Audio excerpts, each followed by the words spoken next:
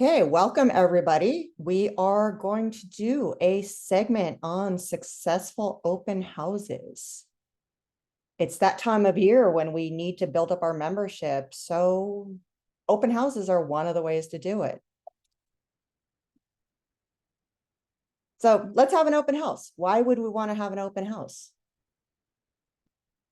Your club isn't charter strength. You're not at 20 members or an addition of 3.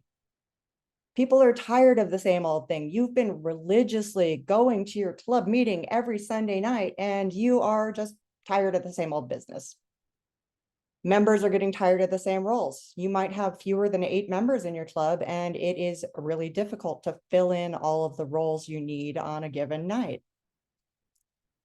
Your club wants to share your message with the world. You have great things to say. You have a reason that you're a club. Why would you not want to share the rest of this with the world? So why host an open house? To boost membership. At the club level, one of the most successful ways is a show and tell of a Toastmasters club. Show the potential value of Toastmasters to them. A well-planned event, widely promoted, is a dependable recipe for success. You make a great first impression. That's why I called out well-planned event. If you half-ass an open house, then people are going to remember that this club isn't quite up on their game. Demonstrate what Toastmasters have to offer. You can sell the educational options that are available to you through the Toastmasters program. And that is something that you want to do in general. You want to promote Toastmasters. The other one, demonstrate why your club is interesting. Why do people want to join Pasadena Arts, Culture, History, and Science Toastmasters? Why do people want to join Titan Toastmasters? Why do you want to join this particular club? What is interesting about this club that is different than every other Toastmasters club you might have the opportunity to attend?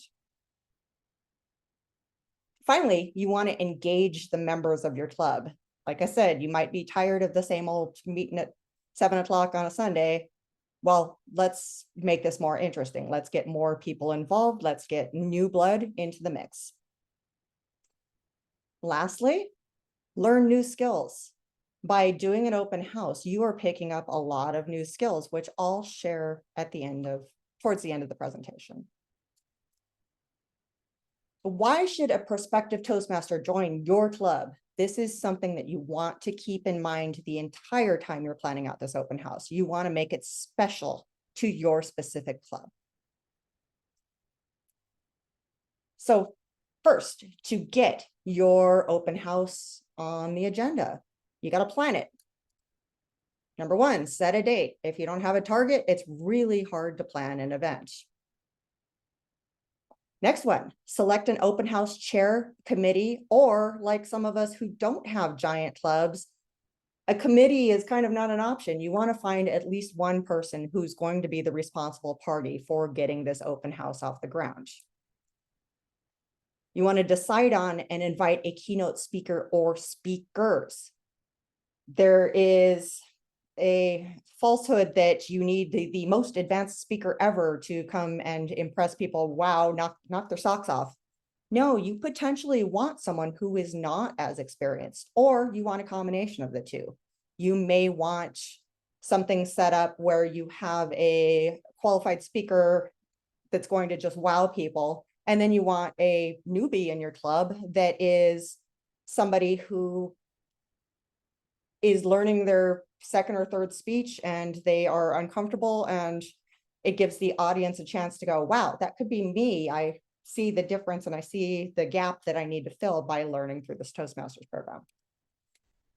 And then the other thing you need to think about when deciding on a keynote is whether you want to have a keynote that just specifically sells Toastmasters, or whether you want a keynote that sells your specific flavor of Toastmasters, or a combination of the two. You might want somebody who gives a whole talk on how Toastmasters changed their life. You might want somebody who talks about the arts and culture in Pasadena.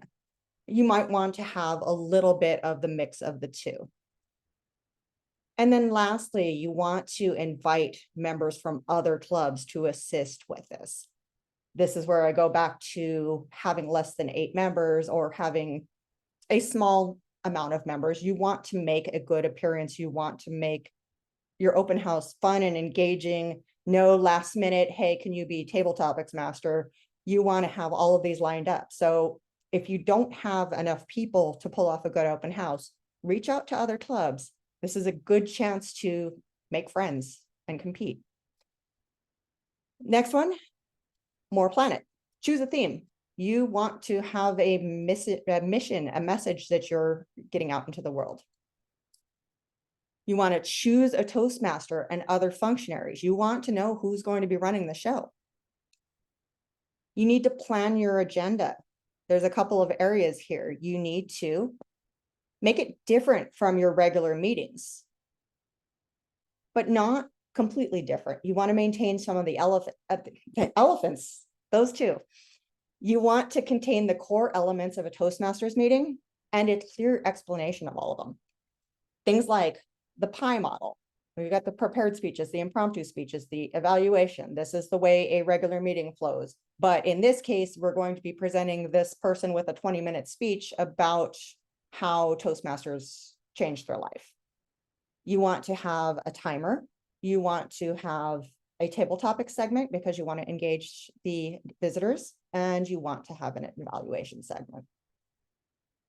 So what I was saying about the pie model, you want to explain how this all works together.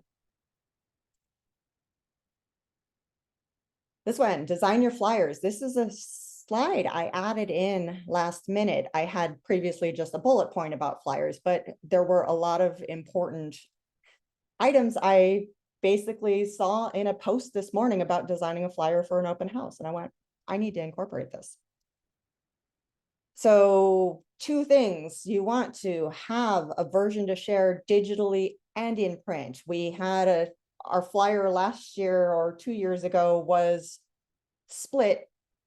It was not printable. It was too dark.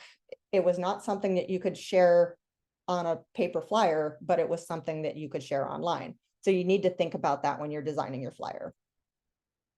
Next one, determine who you're trying to reach. This is marketing 101. Who is your intended audience? Who do you want to bring in? You're not going to have a flyer about a cat loving club when you want to invite a bunch of football players. Well, they can match, but you're not going to put kittens and puppies on a flyer for what you're trying to encourage a bunch of CrossFit competitors. Pictures are good. What should they expect? What are they, when they walk into your door, whether it be virtual door or physical door, what are they going to be doing that day? Give them some idea of, like I said, the area that your club is leaning towards, Toastmasters in general, what a general meeting physically looks like. The language on your flyer should be stronger than "you're invited to a thing." It might be a "find your voice." It might be "improve your leadership." It might be any number of things, just a little stronger than "come to our meeting." And think about the colors you use. You want to stick to the Toastmasters palette, but you want to make it bright. You want to make it welcoming. You want to make some vibrancy to your flyer. Me, who always wears all black, don't make your flyer all black. Make it, choose the, if your blue is your favorite portion of the Toastmasters palette, put some yellow in there. Make it happy, make it inviting, make it welcoming. Don't get rowdy with your fonts. You see flyers with a ton of different fonts on there and you go, what does this say? I can't read that. I don't know what's focused. I don't know where my eye is supposed to be drawn. You can stick to 1 or 2 fonts. You can have an accent font. Include the time zone. There are people internationally. If you don't say that you're hosting your open house at 7 p.m. PST, you might have somebody from another country trying to join at the absolute wrong time. And finally, the contact details. You shouldn't necessarily use your personal email address. You should try to use a club-based email address. By this point, all of your clubs should have an email address. You want to include the Zoom link, shorten it, like bit.ly or a tiny URL. Ideally, you want to include a QR code. Lots of people are on their mobiles and can walk up to a flyer and take a picture and register for it there. Remember that a lot of people are now significantly more tech savvy than they were once upon a time. So if you have a paper flyer and you have it posted someplace, put that QR code on there. If you have a digital flyer, make sure there's a valid link in there. Don't rely on people using the QR code if they're looking at it on their computer. You want to account for those sort of things.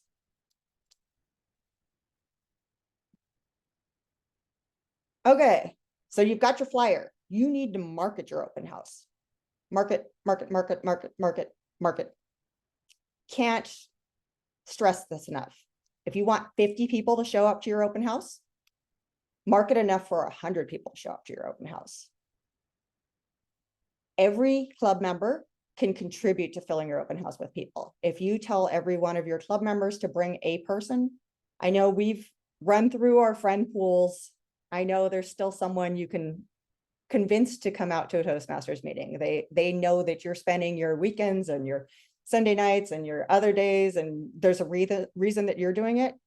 Toastmasters sells by word of mouth. So bring a friend, bring a guest. So online, there are many ways to do this online. Facebook, Insta, X/Twitter, LinkedIn, TikTok, Meetup, Eventbrite, blogs, your club website, your company website. Talking about a corporate club, you've got a corporate internet. You could put it on the D100 site. You could do any number of digital ways to promote this online. And then the three-dimensional places, we can't forget about those. People still actually go places sometimes.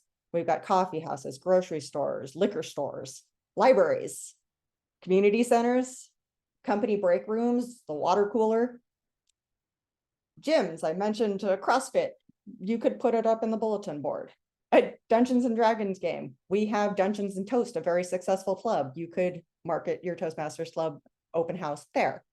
Theaters, I'm talking small theaters, not like the AMC, but like your community theatrical venues, local newspapers, any number of places that you can market these things.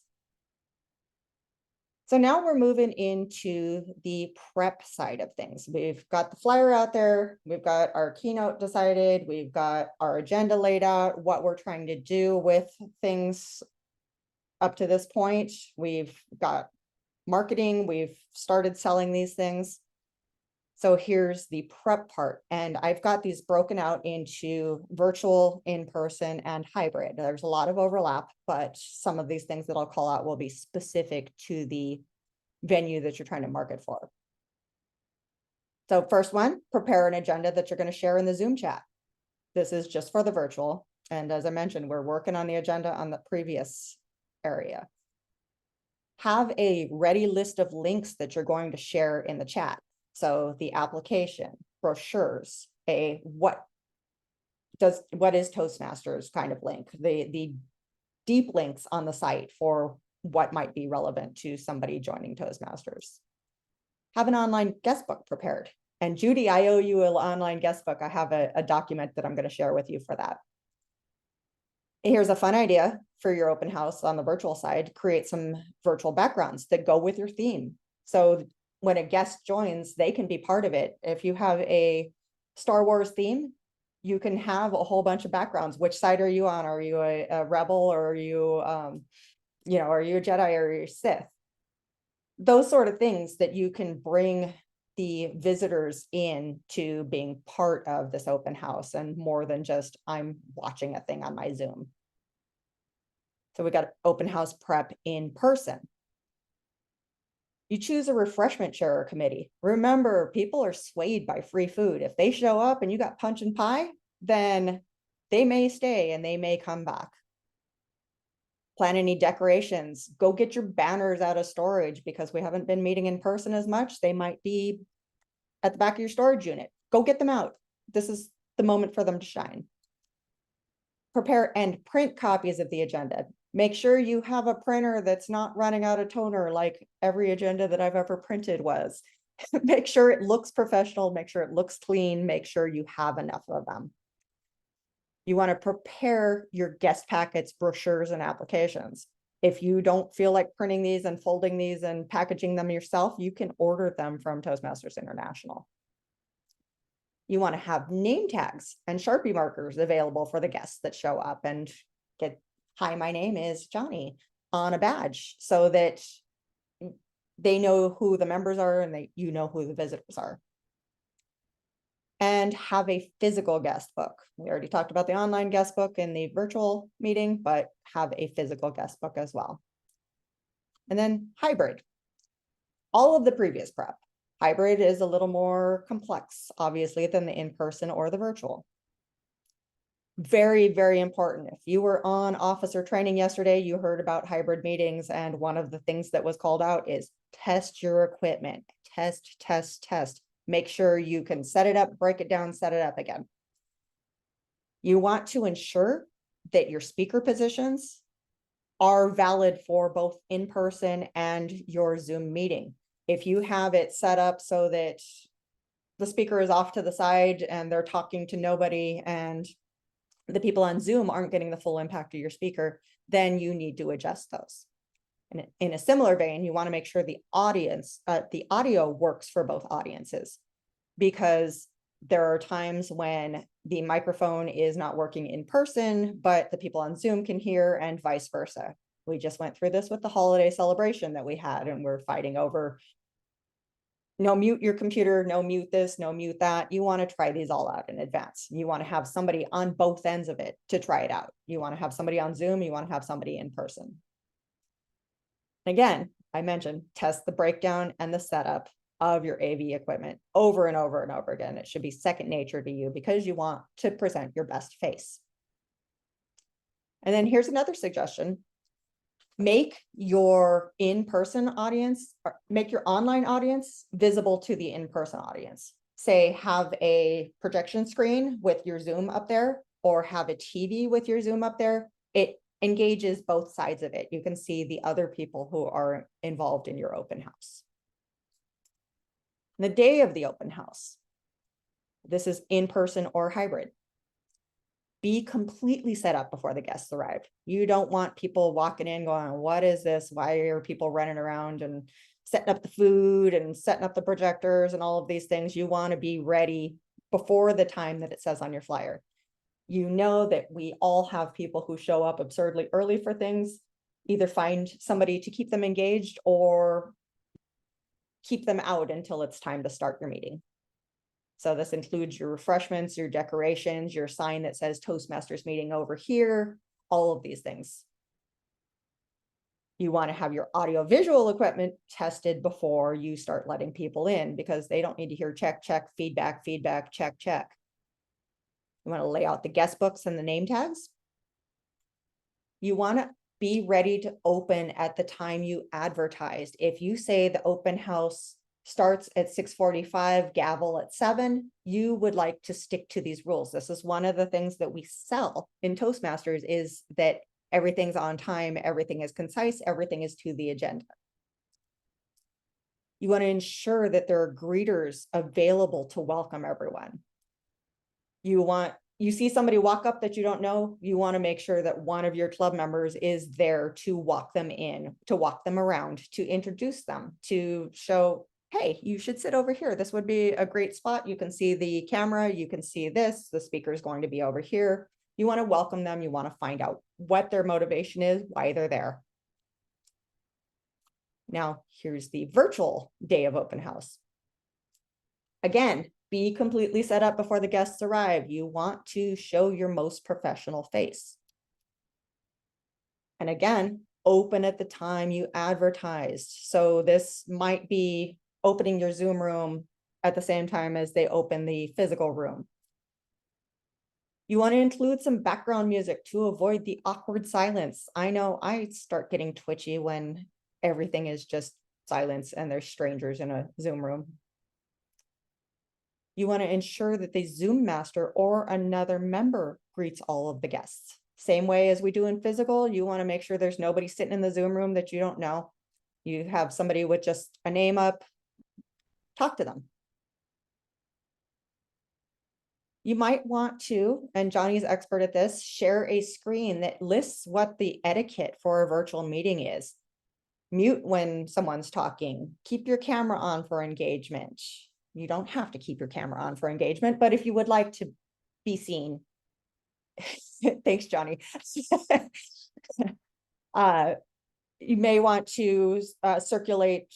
Johnny's got a carousel of flyers that she posts pre-training. So you might want to do something like that. Here's an upcoming event. Here's another open house you might want to attend. Here's a learning lab that you might want to attend. But you also indeed want to call out, here's something about virtual etiquette, because you may get community members that aren't on Zoom every day like most of us are, and they don't necessarily know how this works. And you want to show maybe raising your digital hand and all of those things. And here's another one. Treat your chat box like a digital lobby. The same way that you can stand in the lobby and talk to people that you've never met before, you can do the same with your chat box. You want to make sure that you treat everybody the same way, whether they're virtual, physical, or hybrid.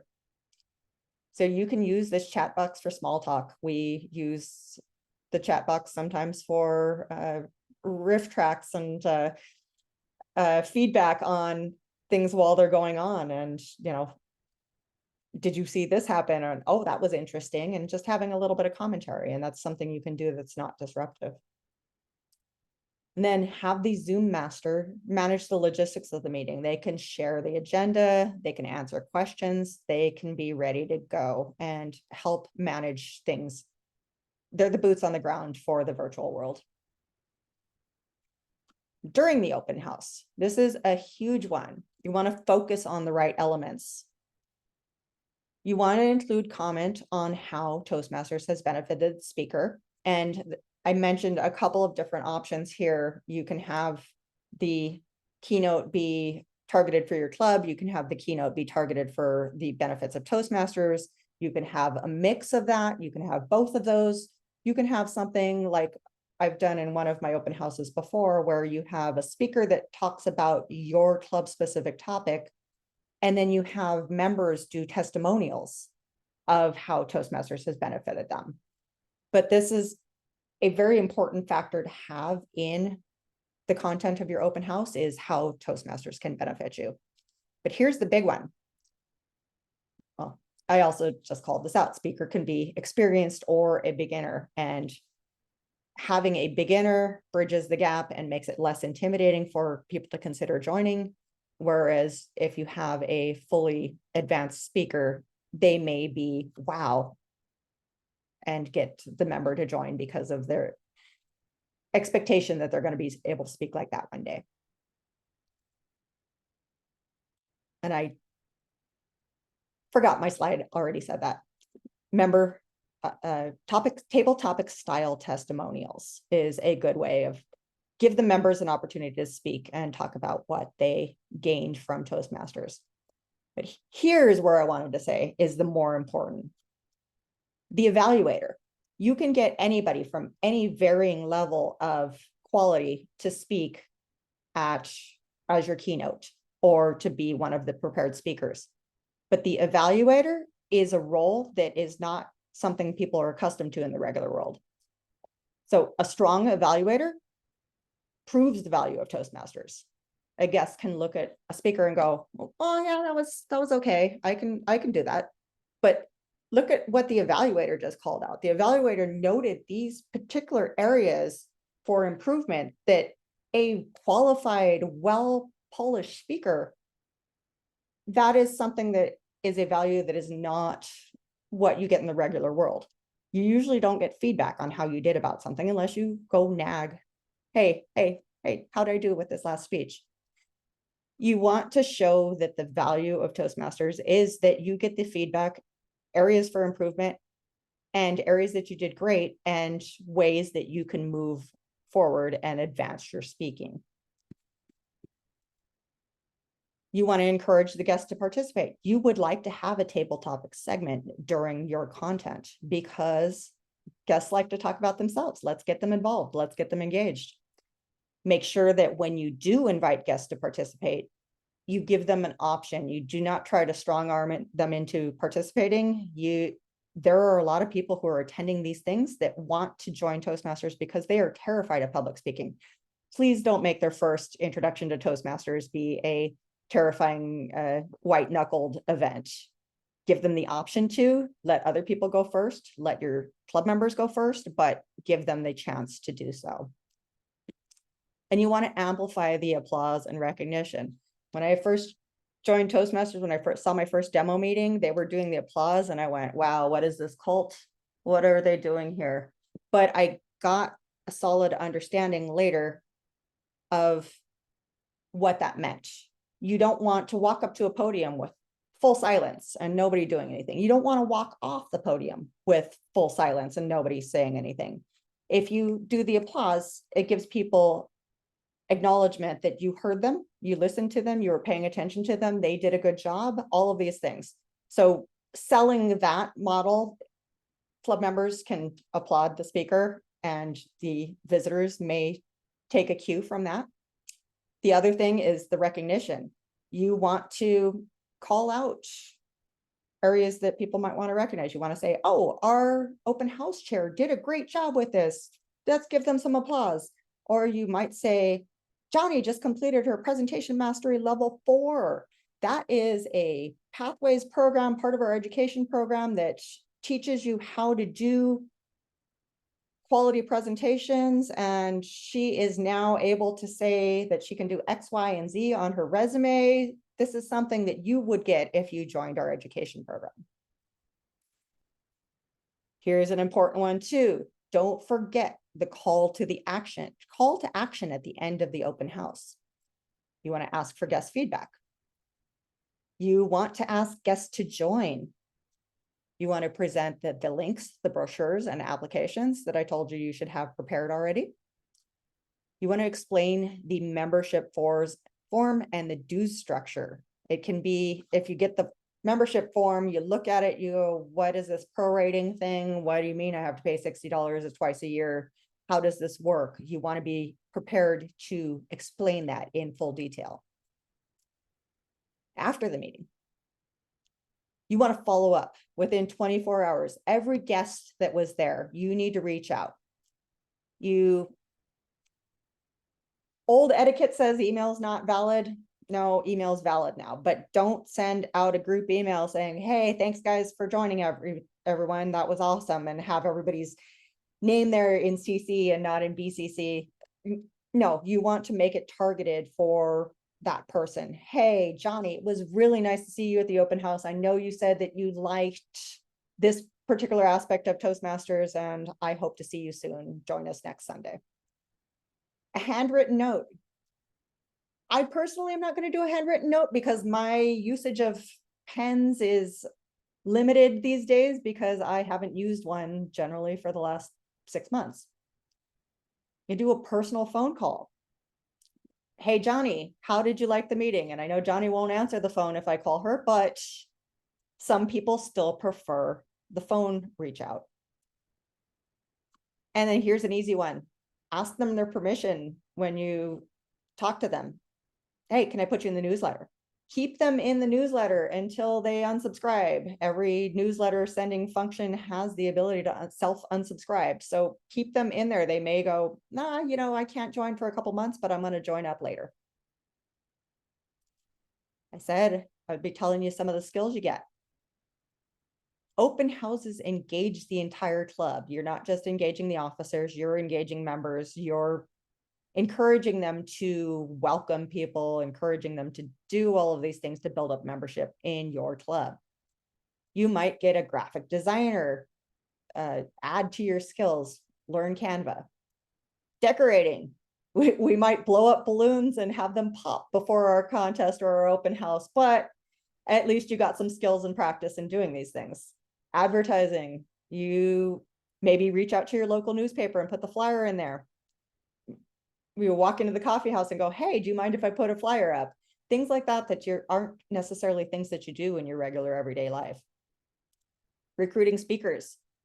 Thinking about who are the speakers that you would like to have in your club, thinking about where you can get those speakers and so on. One of the options is working with the Speakers Bureau and the chairs there to see if there's a speaker that's available for your open house. As well, if you already have speakers that are related to the content of your club, then you can actually reach out to them as well. But that's a skill that most people don't necessarily have. Chatting with guests, small talk. Small talk is hard for some people. Small talk is also a Toastmasters skill. The table topics and being able to elevator pitch anything, talk for 2 minutes. You can talk about anything. Planning an event. This is one that the open house just checks off a lot of things. And in some cases, it could be part of your required project for the high performance leadership project for getting your DTM and so on, depending on the scope of your open house. And working on a committee. Teamwork makes the dream work. If you have a committee and you're not used to working in that sort of group, then this is an additional skill you're getting. And I mentioned this is help your club grow in their leadership skills and remind them again of their own reasons for joining. If they don't have a heightened sense of why they joined the club, it's hard for them to sell the club, but they can revisit this and they can think about this when they're starting to encourage other people to join. The benefit of the open house is getting those members, and there are a number of incentives that you get from getting these new members in short order. Right now, there is Talk of Toastmasters, goes from February 1st to March 31st, and this is acquiring 5 new dual or reinstated members. You get a special ribbon, and you get a 10% discount code off of any Toastmasters International orders. Towards the end of the Toastmasters year, there's Beat the Clock, and at the beginning of the Toastmasters year, there's the Smedley. But these are incentives, these are things not just in building up your DCP points for the adding new members, but also the 11th DCP goal of making sure you have that base membership of the 20 members of charter strength or the 3 new members. And here's other interesting ideas for your open house. You can have a multi-club open house. Let you have a little bit of competitive selling. If you partner with Pax and Titans, you can say, well, you live in Fullerton, you're going to come up to our club Pax because it's more fun than that stinky Fullerton club. You can have a little bit of competitive aspects here and get people to choose their club well. You can also, with this, have groups that work together or work with the area director to coordinate an area level open house. This improves the inter-club relationships and shares the resources, much like the contests, where if you can have morning contest and afternoon contest have the same resources, share them, it makes it easier for everybody. You don't all need to go at it alone. You can have a club showcase. District 1 is planning shortly, I don't recall the date, but it's a large event with 20 clubs and big community invitations. Come here, see what Toastmasters is about, see all these different clubs, have separate sections for talking to different clubs so that people can come in and find what might meet their needs. You can have a membership building contest, back to that competition with other clubs. You can say, I'm going to get 5 members. I don't know about you, but we're going to do better than you because we're awesome. You can put a Toastmaster booth at an event, maybe a work job fair or something along those lines. You can encourage people to come based on those things. Then you can have a recognition program to acknowledge those people who brought guests. You might do some friendly competition internally in your club and have people aspire to be the one who brought the most guests. We had an incentive last year of visiting other clubs. This is something comparable we can do, where our club, we can give somebody a pin or a bag or a pizza party or something, any number of things that we can do. And this one, I used this in my last presentation. I stole my same slide because it's still relevant to this one. You never get a second chance to make a first impression. Open houses are all about making that first impression, showing your fun, showing the abilities that you get out of Toastmasters. You want to show your best face. That is the primary goal of the open house. Get your members by showing how great we can be and how fantastic Toastmasters is for building your leadership and your speaking skills. Thank you. Any questions?